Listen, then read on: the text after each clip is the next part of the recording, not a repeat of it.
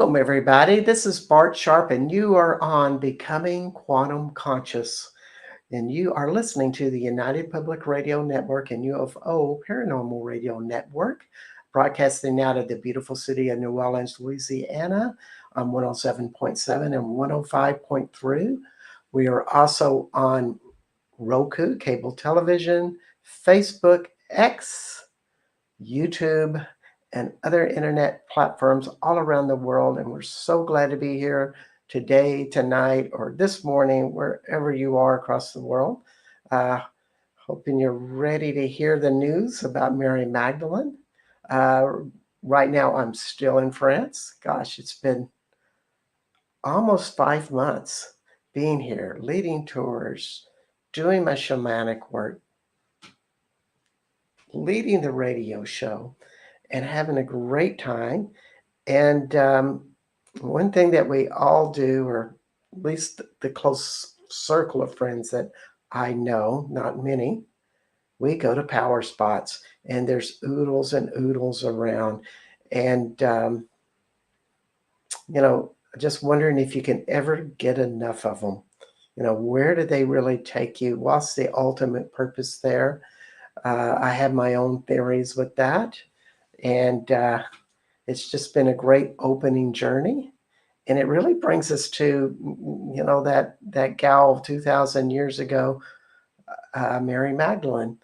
Why did she come to this area, France? Claire Hartsong, the author of Anna Grandmother Jesus, Voice of the Magdalens as well, channeled that she lived in a village right outside the town of Bugarache, at the base of Pic de Bugarache, Stargate Mountain, UFO capital of France, and also the energizer of all of these power spots that are circled around the mountain. And maybe we're going to get some of those answers tonight with our guest today, Catherine de Courcy. So I am going to bring her on. Hey, Catherine. How are Hi, you Bart. doing? I'm really good. And yourself? Oh, great. I'm really glad you're here today.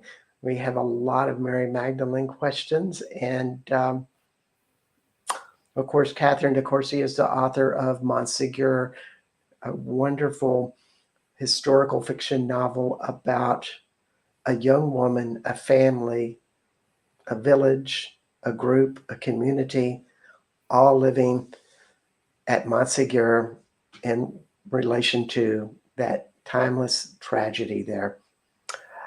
Great book, but you are just a amazing researcher on Mary Magdalene, Cathars, etc., etc., etc. And you can find her on CatherineDeCourcy.com and watch a lot of her videos on these topics. So glad you're here, and hope we get some questions answered. So, and also everybody, that if you're on the chat, if you have questions, please send them our way. And maybe you ought to start with just a really simple question. What was the relationship with Mary Magdalene and the Cathars? Well, I guess that's the big question, because it's a question that goes right into the heart of, it goes right into the heart of Christianity, and what is, I suppose, if you like, the history of Christianity, and is there such a thing as a history of Christianity, or is it a whole feminine story of Christianity? But just in practical terms, as you know, I wrote the book on Montségur and the Cathars, and the whole story of these so-called heretics who were eliminated, destroyed, wiped out by the Romans in the 13th century. And it was a story that brought me, it was a story that brought me here to the south of France.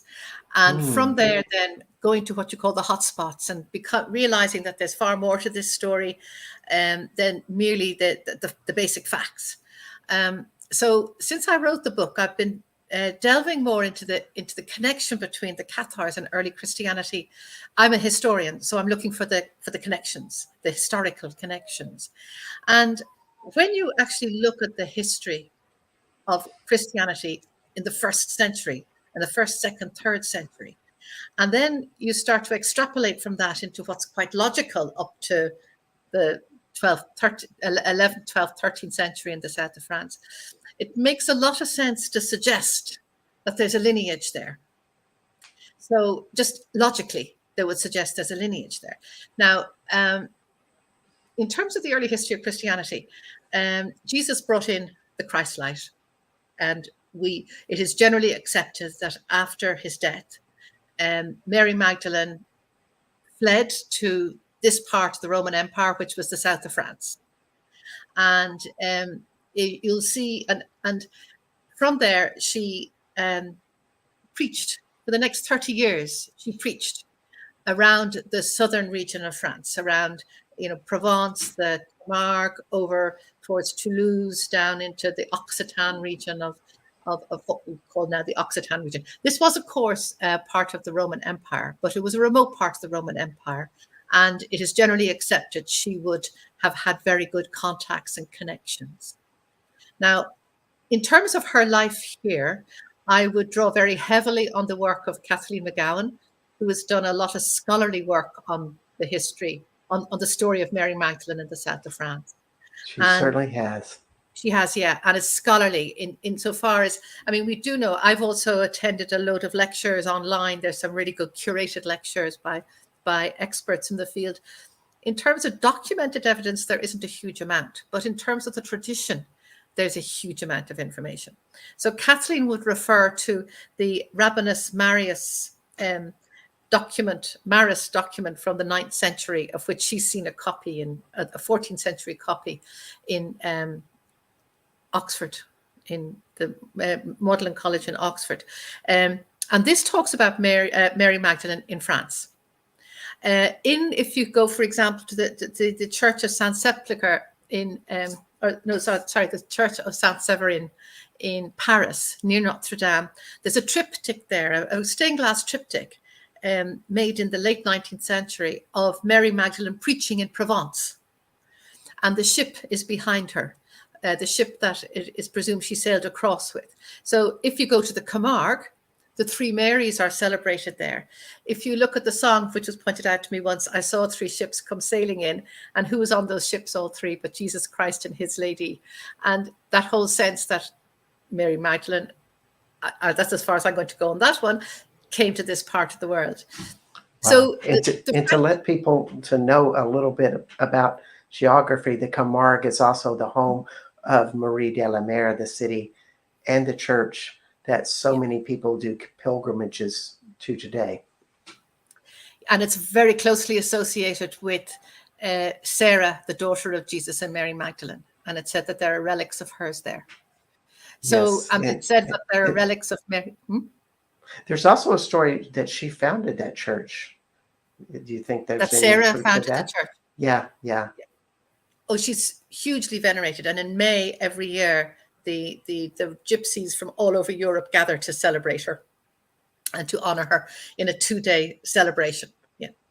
So it's widely accepted, but it goes beyond that. It goes, they're sort of the top level stories. But when you start to delve into it, there's a real sense. Mary Magdalene, a statue of Mary Magdalene is likely to be in most churches in this part of France. Now, I was raised an Irish Catholic, and we were raised with a particular story of Mary Magdalene, which was false. And in fact, Rome never actually said that Mary Magdalene was a woman of the streets. Now, I wanted to say it. Before you go into that, you had a little blip out on your voice, and I want to make sure that message was brought out. That Mary Magdalene has many statues in the Provence region, and what I understood that she's the patron saint of the Provence region. Am I getting you right on that? I don't know, Bart. I don't live in Provence. I live in Occitan, which is further west. But I do know that there are many churches dedicated to her. There's a huge big, hi Carrie, Hey, there's a Carrie. huge big cathedral or massive church to her, dedicated to her in the middle of Paris. You know, so the French have got a huge association with Mary Magdalene, and it is the association which I saw on the triptych in the Parisian church of her as a preacher, of bringing the word of love, the message of love and compassion to this part of the country, this part of the world. And that for 30 years, and this is based on Kathleen's research, for 30 years, she preached around this region, going from place to place. I mean, there is, for example, in the Gorge of Galamoose, on which I've done a little video, it is said that she preached there. And wow. if she did, And to give a little geography, Gorge de Galamoose is really close to the Pic de Bougarage, and is in the Aude region of that very central Mary Magdalene center.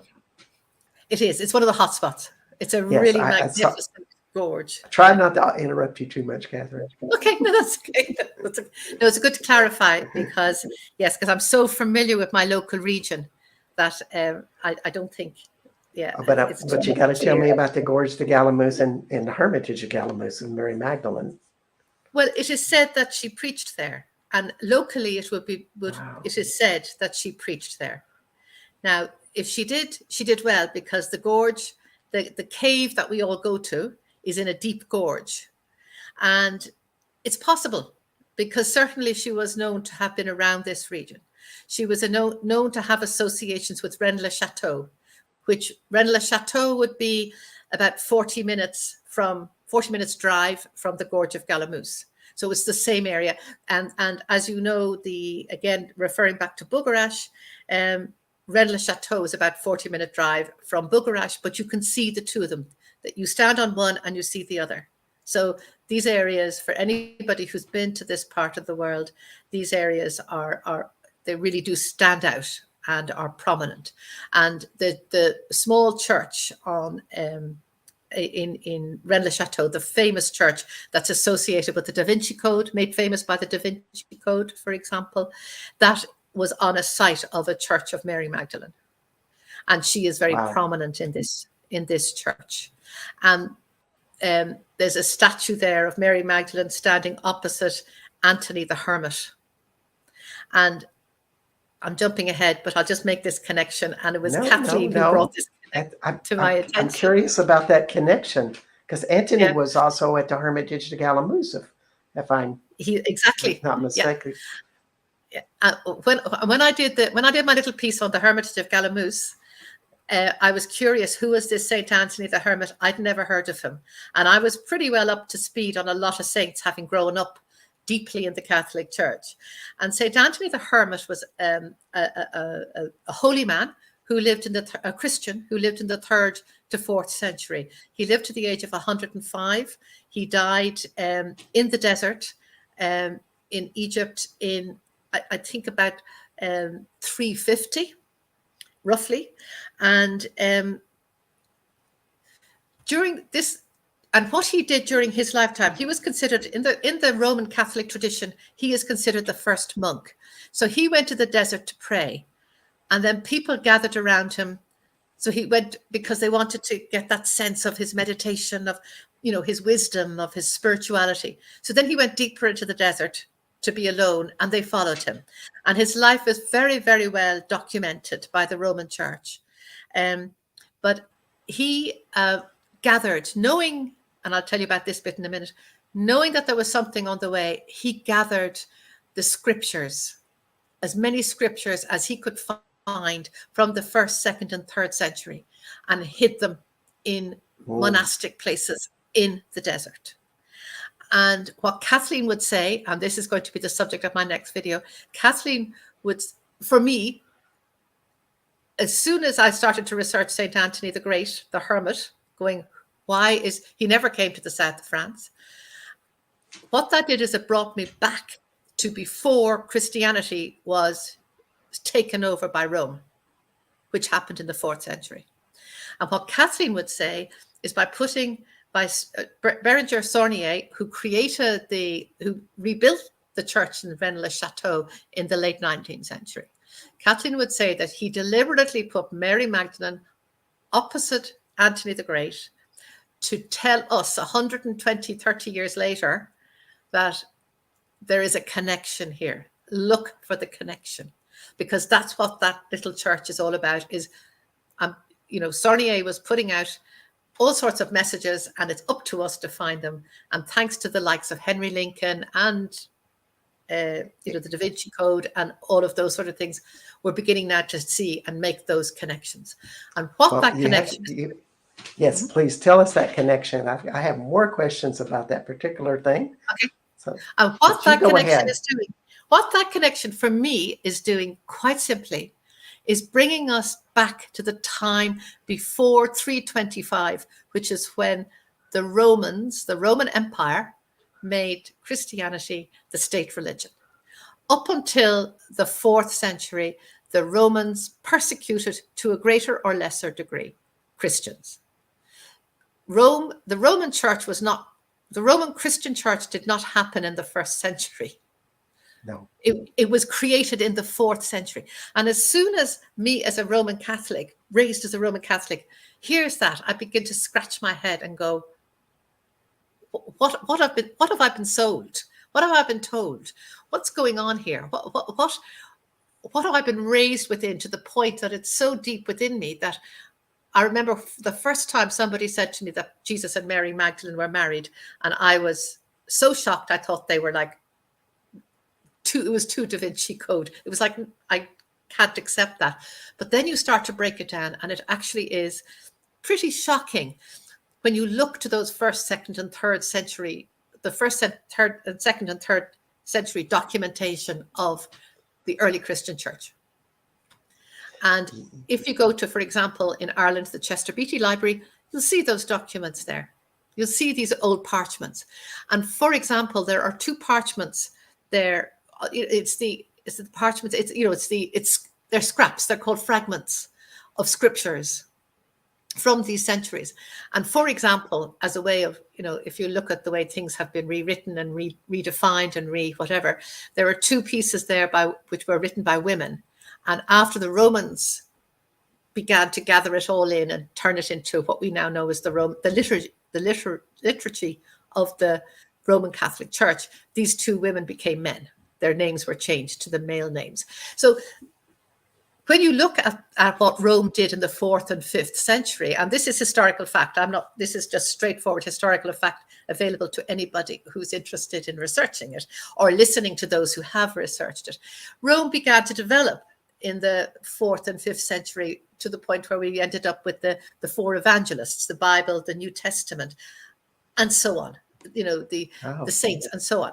So when you're ready, just to hold you right there, we have Sibon Nolan here and says, what is the subject you're talking about? We're talking about Mary Magdalene and the Cathars, and we're right now at Rennes-le-Château and talking about some of the research that has sprung forth between St. Anton and Mary Magdalene there.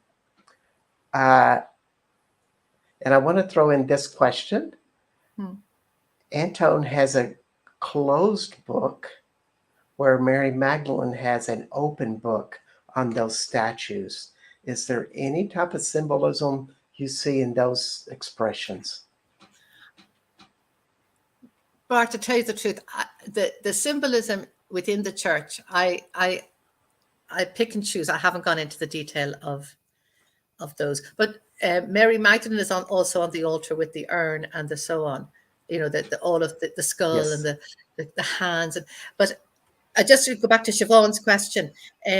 Yes, let's go back to where we started. So that was just the groundwork for me making a connection between Mary Magdalene and the Cathars of France in the 13th century. So perhaps, I put out a lot of information, so I'll just summarize it just for clarity. When you look at early Christianity and you know that Mary Magdalene brought the messages of Jesus, the church of love and compassion, she brought that to the south of France to preach throughout this region. And if you can imagine over the 30 years, that message, that tradition, the Christ light, that Christ energy, the Christianity at its purity, embedded itself in this region, in the local communities, and became part of the local communities. And it became their new way of being. Just became a part of their lives, their way of being, the connection between the heart and holy God, and love is the message, compassion is the message. If that And embedded. this is just a reminder. This is all happening before the Romans Catholicized the Church of Jesus. So Absolutely. Yeah. That's the groundwork for everybody, just to give a little historical reference.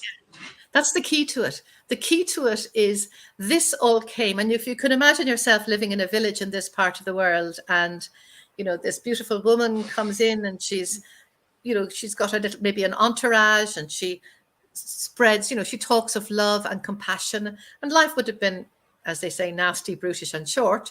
Although around here, it's a beautiful region. There's good weather. There would have been a reasonable, for the time, a reasonable standard of living.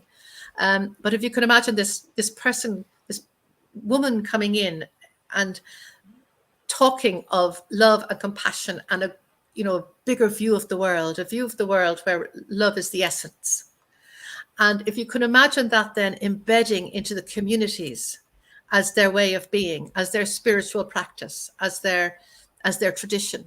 And if you can imagine that going century after century after century, without interruption and without interference, you then arrive at the 10th, 11th, 12th, 13th century.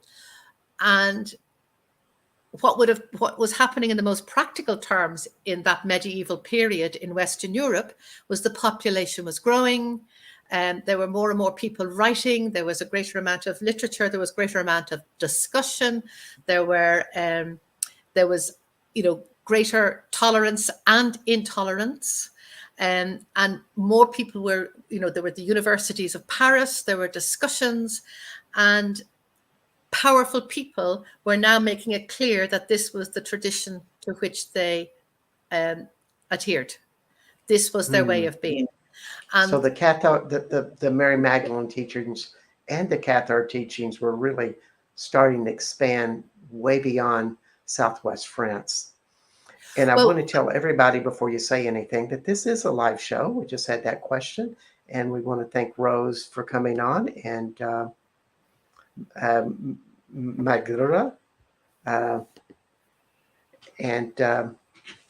So here's this blossoming new philosophy. And the Cathars really, what always impressed me is that they also were more equal between men and women. They both read and write. They both learned to read and write. Is that what you get as well? Yeah, it was balanced. It was there would have been powerful women who would have subscribed, would have said this was their way of being. They would then have become known as what they called heretics. And I'll come to what heresy is in a minute, but just going back to that supposition, because we're only guessing. We haven't actually got a written lineage, but do we need it? Between Mary Magdalene preaching in the south of France, that tradition becoming so embedded in the south of France that it carried on uninterrupted, and then it just began to move out from just a quiet local way of being into a more prominent way of being, because of this boom in literature, in discussion, and also with the population explosion of the 11th, 12th, 13th century, and also then the Rome's desire to control that grew after Pope Gregory of the 11th century through to the 12th century. So it was a quiet, gentle, spiritual tradition that was self-responsibility. It was one's connection with the heart. It was what we know about the Cathars was that they had no churches, they had no statues, they got guidance, But it was always, but they all, I was told, had a personal stone. And that features very prominently in my book because it was one of the things I was given. But it was all about the connection is between oneself and the heavens, holy God. Boy, and I It want was to go back to the stone right next, but I need to. We're right in midpoint of the show, so I just want to tell everybody that you are listening to Catherine de Courcy, author of Montségur, a wonderful historical fiction novel that, boy, feels like it tells it like it is, like this is the true story. Uh, and you can contact her on catherinedecourcy.com and check out her book, but also her wealth of videos and articles. Also, my name is Bart Sharp, and you are Becoming Quantum Conscious on United Public Radio Network and UFO Paranormal Radio Network on 107.7 and 105.3. Also seen on Roku, X, Facebook, YouTube. And that concept kind of blew me away when I read the book Montségur about the characters all having that stone, because it means, to me, it means so much. It takes religion, or not religion. Let's take that off the slide. Your spirituality to a personal, quiet practice.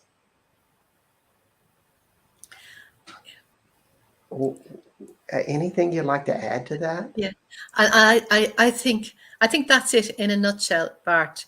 Because if the teaching of Jesus, brought here by Mary Magdalene, of love and compassion, is about a personal, private practice, and it carries on through the centuries, and is very much, she's venerated. Mary Magdalene herself, for bringing this message of love, is very much venerated. By the time you get to the 9th, 10th, 11th century, to me, the connection is plausible.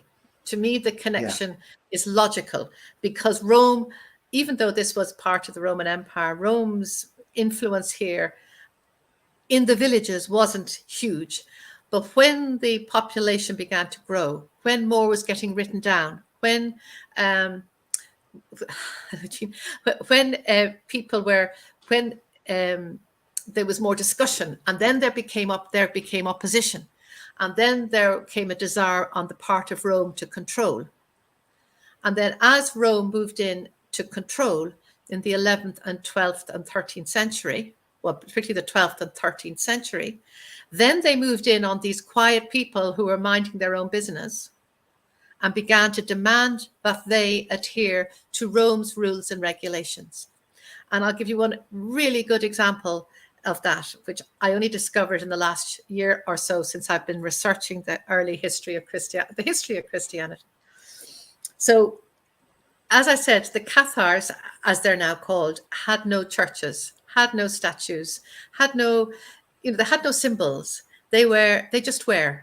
And they, as I said, they've received guidance, and they had their stone, and the whole thing was their personal journey, their journey of their own soul through this lifetime, to evolve to a higher plane, to, so that it was about evolution through their own spiritual being. Rome, in order to identify who then adhered to them, and to identify anybody who, if you did not adhere to what Rome wanted, you were a heretic. So they set out to identify who might be a heretic.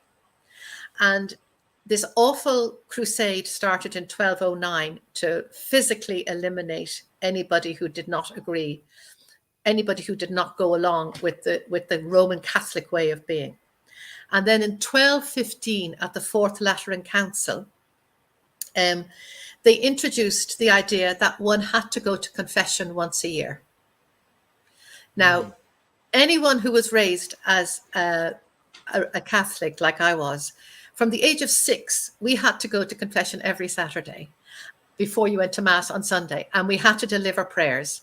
And I've had really hilarious conversations with people I know that, even, my generation, even a bit younger than me. So you have to make up a few sins, because you had to go into this little box, declare some sins on a weekly basis. And at the age of 6 and 7, I mean, you were pretty short on sins, and you say, one of my friends said, oh, I used to listen to other people's sins. Oh, that's a great idea. I'll use that one. Every Saturday from the age of 6, you had to have sins. And that was confession, because we were told Jesus said so. The concept of confession, according to former President of Ireland, Mary Magdalene, who did a super documentary on this, which is available on YouTube, and it's about Columkill. She says that Columkill in the 6th and 7th century brought the Celtic version of confession to Europe. And the Celtic version of confession, which was that you could declare your sins, and if you were truly sorry, they would be absolved. And you could do that as often in your lifetime as you wished. So in fact, confession had nothing to do with Jesus in that sense. Love and compassion and, absolution, yes, but not every Saturday you had to go and declare sins because Jesus said so. That came in 1215. And on we go. And so from then on, if you did not attend confession, you were therefore a heretic. So it became in a way quite easy to identify. You'd go to a village and demand everybody go to confession. Now, the problem with something like that, on the one hand, yes, there's an absolution, and no doubt there is something there's something good going on in there. But on the other hand, if your connection is through your own heart to Holy God, you don't want anybody mediating on your behalf. Yeah. So I want to ask you a question with this, just logistics. If you lived in a town like Foix, because Foix was a kind of a major city in the heart of Cathar country, would there be Cathars and then Roman Catholics all living together in a city/village like that?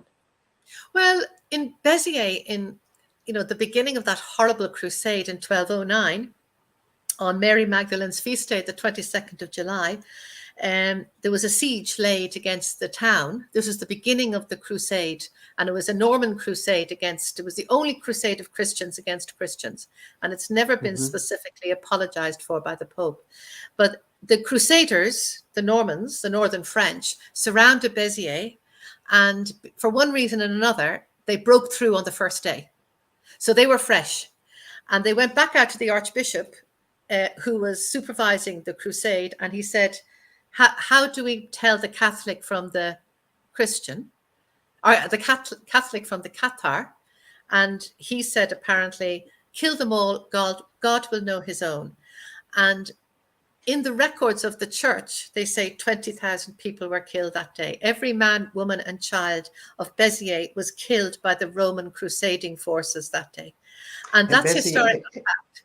And that is so true. Béziers is on the coast, the Mediterranean coast, close to Perpignan, right along that one of the major towns.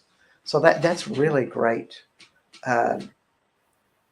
It's a horrifying story, and it's just that sense of how do you tell Catholic? I mean, and even back then, how would you tell a Catholic from a Cathar? They were all Christians. And it was, and many of the Catholic, because there were only really part of what was going on in the 12th and early 13th century was Rome was beginning to tidy up its administration and to improve the education of their priests and to monitor and bring in more rules and regulations for their priests and for their congregations. So in fact, it is said that a lot of the Roman Catholic priests of this region in the 12th century were actually Cathars, Christians. I mean, it's a Christianity that had used the Lord's Prayer. It's a Christianity that followed the Gospel of St. John. It was Christianity. It was a pure Christianity. And what Rome's problem wasn't it like what? Go ahead. What was Rome's problem? The question is, what was Rome's problem? And if Rome, because in the 4th century, Rome had, by a vote, taken the Pauline version of Jesus to say that Jesus was celibate, and that it's the we all know, those who were raised as a Catholic would know the standard version, but basically Jesus was celibate. He was not married and did not have children, and this then became the core essence of their dogma. And if then this dogma was being challenged, because that's exactly what was happening with the rise of writing and universities and discussions and so on, the Roman dogma was being challenged. And at the same time, Rome was tidying up its administration to try and streamline their way of being, to streamline their religion. That Rome was streamlining its religion in the 11th, 12th, 13th century. Right, because the Cathars were an active part of the church, as was the King of France, who also had a part in that. I love a theory by Val Wynyard, who said that the king wanted the Cathars gone because in the area of Toulouse, it was such good farmland, and he could use that land to feed his own troops with good food. Maybe there's something with that as well. That would be, yeah, she agreed, the usual. But more particularly, it integrated into the Cathar, into the way of being in this part of the world, which incorporated what we now know as the Cathar tradition, was were the troubadours, was the story of, was love, was poetry, was romance, was a much gentler, more feminine way of being. And they also used the Occitan language, and that was the language of poetry and the language of the troubadours.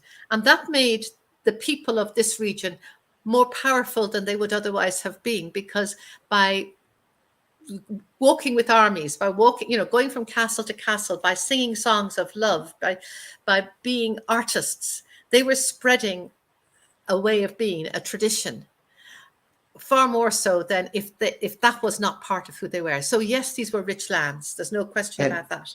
It was, and the troubadours also gathered together every year at your hometown of Prouvaire. Is that correct? Oh, yeah.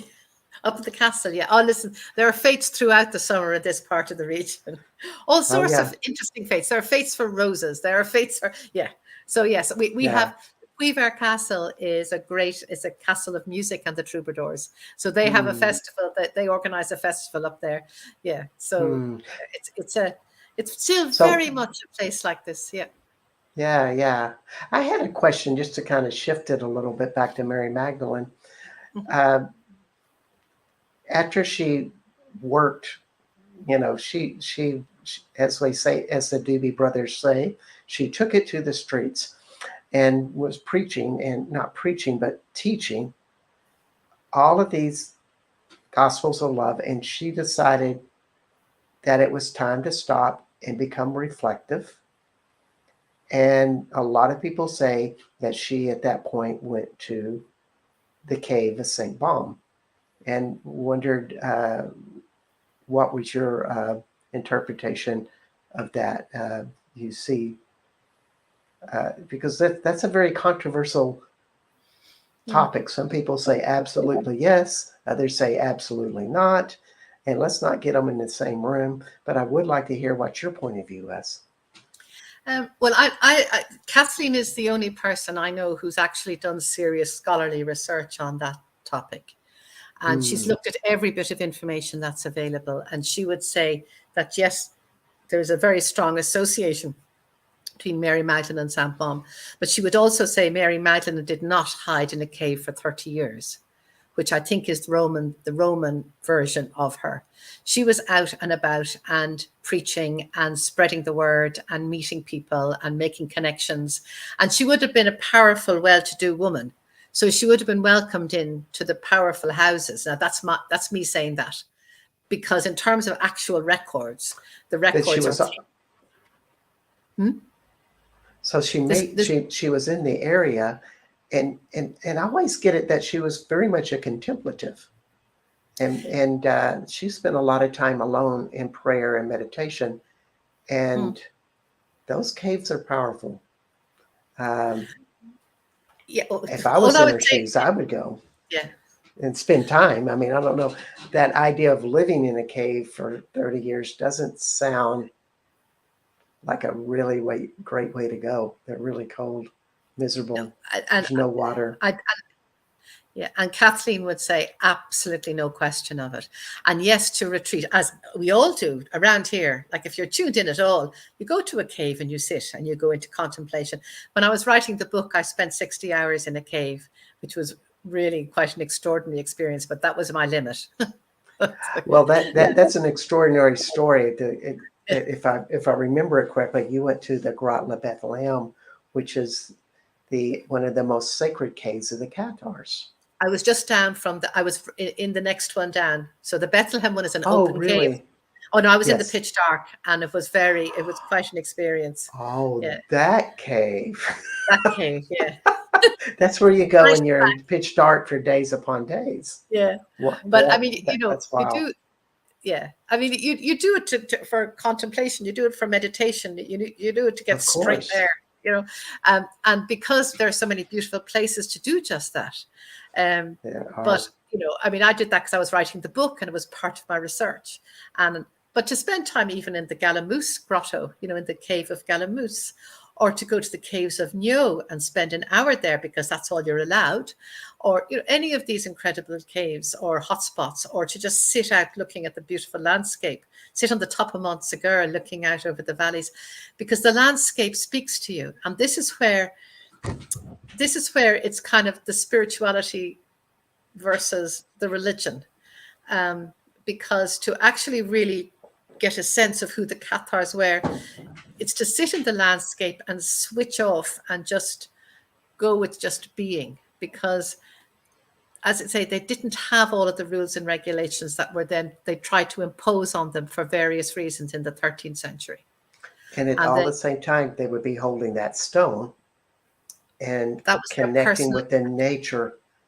And I always get it that it was like a connection with nature that pulled them into some identity that was beyond their mind or their ego. Well, that's the idea. Yeah, it's to get beyond, it's to switch and to really properly tune into your own soul. And the idea was you etched your image, the image of your soul, on your stone as you saw it. And as you etched, this is what I was told, and as you etched the image of your soul, you scraped away at anything that no longer served your purpose, your higher good.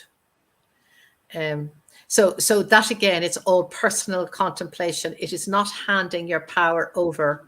It's not handing your spiritual power or your spiritual way of being over to somebody to mediate on your behalf with God. And that is what they probably felt the Romans were trying to do when they moved in the 13th century. So the Romans are, the Pope is God's representative on earth. To them, that I imagine for people who come through that tradition from the early centuries was like, what on earth are you talking about? That's an administration. It's like, what? So I got another question for you if you're ready for it. Yeah. What advice would you give people today that they can learn from the Cathars? Well, it's a very good question, because as you know, Bart, from being around here, people gather. People just come and live in this part of the world. They want to be here. And I suppose I can only really refer to myself, for myself. So I spent 6 years. I came to the south of France to work on the book because I couldn't work on it from Ireland. So I continued to work in Ireland, but I came here to just work on the book. And it was just sitting in the landscape and slowing down and just being. And that's hard to do if you're a strong left brain person like I am. It's very hard to, calm the mind and just sit. But here in this part of the planet, there are places where you sit and it feels extraordinary. And this is, that's Carrie referring to the stone, like sculpting, adding is also taking away to reveal. And I think when you're also going to a people who lived, I mean, I'm now of a certain age, and life was completely different for my mother. It was completely different when I was growing up, internet, TV. So if you go back to the 13th century, life was completely different. I mean, these people thought completely differently from the way we did. And what was happening in the cities is the cities were getting bigger. There was more discussion. There was more argument. There was more debate. And at the same time, this very powerful force that was Rome was moving in and saying, right, we're packaging your religion, your spiritual way of being into a religion, and we are now going to mediate for you. We're going to tell you how to have your spiritual practice. And these are people who had a spiritual practice that was so nebulous that it was hard to pinpoint. It was hard to, all they had was a stone to represent it. So if you try to tune in and sit with them and look at the landscape and feel, what is it to have that direct connection? What is it to seek one's own way of being and stay balanced and stay guided? That, I think, is what this researching into the Cathars can do, because they were the people who have, they've survived to today. They were wiped out, completely wiped out by 1321. And yet here we are in the 21st century talking about them. So they had a light, they had a power, they had something beyond the three dimensions that has lived on. Do you think the Montségur burning was a part of what set that in stone, that it was always going to be remembered? How do you think that incident happened? That was, incidentally, if you do not know this was in 1244, I believe, where 200 plus Cathars were burned alive, and they were singing praises and were in a very light state of being as they celebrated their life while being burned alive. Quite a testament. After a siege, they were given a plain choice of submit to Rome. In other words, take a pledge to Rome. They took no pledges. Pledges were not something, took no oaths or no pledges, because an oath is to hand a power to somebody else. If you then pledged your allegiance to Rome, and then you became you handed your spiritual way of practice over to Rome, and then they dictated to you what it was, you could live. You could leave the mountain and live without penalty, which was an extraordinary agreement. If you were not prepared to do that, you had to die in a fire. And of the maybe 450 people left on the mountain, including about 100 members of the garrison, 220 people, about 220 chose. It's a horrible word to use, but it was a horrible choice given to them, but that was the choice. They chose to die on the fire. Now, if you also know, you remember, Bart, they were given 2 weeks to put their affairs into order after the siege fell. Again, that was unheard of. And they used astrology. And astrologers have written about the astrology of the 16th of March, 1244. And it was about through the ashes, the phoenix rises. And also then, anybody who's listening to this who has been to Montségur, you will know it's an extremely special place. There is something about that mountain. It's a pog. It's like a peak in the middle of high mountains. It's not very high in itself, but it's a peak in the middle of this beautiful landscape. And there's something very special about it. And the Esclarmonde of Foix, who was a famous female Cathar leader, she was the sister of the Count of Foix, and therefore she was protected politically so that she wasn't in any danger. But I think she passed away before the worst of this happened. She was the one who said there's trouble on the way. And in 1204, which was 40 years before the end of the siege, she asked the owners of the castle to rebuild it so that the holy people, the people who devoted their lives to prayer, because there were people in this tradition who completely devoted their lives to prayer, and they gathered on the top of the mountain in the 1230s to pray specifically. So there was so much more going on, I think, that's beyond our mental capacity to understand. It's a feeling, it's a something. They knew what they were about. They were incredibly spiritual people who gathered specifically in this semi-monastic setting on the top of a mountain, specifically knowing something was coming down the line. Because again, sorry, I'll throw this in and I don't want to overload with facts, but there was a crusade organized in 1209 to eliminate the Cathars, or to subdue or to take control of these Christians. That ended in 1229 when the Count of Toulouse surrendered. But then in 1233, the Inquisition was established for the first time to move into the villages, all these little tiny villages around the mountains, to grab the hearts and the minds. And it's the Inquisition exactly as you would expect the Inquisition to be, which was awful. Wow. And they went in to demand that people adhered to the Roman Catholic strictures, the Roman Catholic way of being. And so this happened through the 30s and then into the 40s. So this, in a way, was the Cathars' last stand. But it wasn't the last stand in the traditional way of, they've been bullied and pushed around. This was a very spiritual stand, a very deliberate spiritual stand, to which they had no choice because the Romans moved in on. It was years in the making, obviously. And as I think about this, it has essence of the teachings of Mary Magdalene there. And at the same time, this group of people through the centuries evolved their own style of heart-centered living with the stone, with what they practice, almost being hermit-like as a culture. And we're not really sharing a lot of these stories. It was very internal, like a monk. That was for the holy people who devoted their lives to prayer. And they were the people who took the consolamentum. They had one sacrament, which was the consolamentum. And when you took the consolamentum, you either took it when you were about to die, or you took it if you were to devote your life to prayer. But for the average person in the mountains, the average person in the villages around here, it was a very rich culture. Throughout this region, anybody who's visited, it's a very rich environment.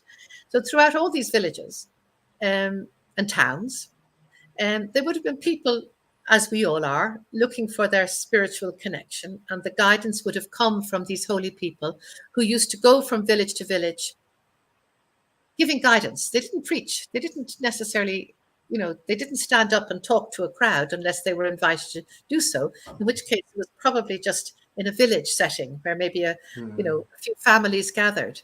They would help kids to find their stone. So they'd go to, two people would go into it. They used to travel in pairs, and they'd go into a village and get accommodation, be looked after. And then if any children wanted to find their soul stone, they would help them just with gentle guidance. So I don't think they were living, as we know from the book Montaigne, written in the based on records from the early 14th century, Inquisition records from the early 14th century.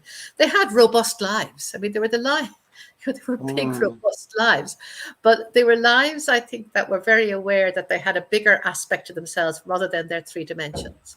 So that what they did in this lifetime impacted what was going on for the rest of them that wasn't necessarily visible. So that was their sense of this is why it was so important to hold on to their own power, because my sense was to give away, to submit to Rome was to condemn themselves to an endless round of lives on earth until they could get back into their own hearts. Wow. That's a wonderful way to sum up that part of the show, because we're coming to the end. And I want to ask you a question, and you take a moment to contemplate while I do closings. Because so many, the Mary Magdalene consciousness is growing. All walks of life are embracing her. What would you give as advice to anybody curious about Magdalene and practicing, learning teachings or putting in an application in today's world? While you think about that, I want to tell everybody you are with Catherine de Courcy, author of Montségur. You can find her website at catherinedecourcy.com, and that's CatherineDecourcy. And she has a lot of articles and videos and stuff. And you can also buy her wonderful book there. You're such an astute scholar. This is Bart Sharp, and you are on Becoming Quantum Conscious at United Public Radio Network and UFO Paranormal Radio Network on 107.7 and 105.3 on Roku, Facebook, X, and YouTube. So, Catherine, what advice do you give people who are interested in Mary Magdalene today? I think it's to go into the feminine, go into the right brain, go into the arts, go into the music, the creative, the land, go into the land, because Mary Magdalene is the feminine. Jesus was bringing in the masculine, she brought in the feminine. The feminine has been eliminated and pushed and reduced and everything by the masculine, the Roman masculine way of being, the Roman Empire way of being. But now it's time to bring that balance back. And by bringing more and more of the feminine, the gentle, the seasonal vegetables, simple things like that, the lovely, the flowers, the love, the beauty, the landscape. That's what, to me, Mary Magdalene's message, it's in the way what she stands for. She stands for the feminine way of being, and the feminine balance in the world, the earth. Indeed, and I see that growing so much more. And I really appreciate you coming on the show today, Catherine. And let's see, Carrie has a last word saying they were definitely connected to the higher self, soul, and their quantum conscious, especially the parfaits, or the parfaites, if you're a woman, that would be the holiest line. So thank you so much for coming today, Catherine, and love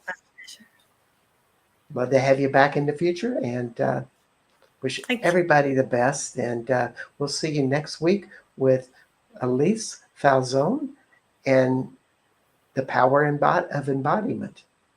We'll see y'all next week. Bye-bye, everybody.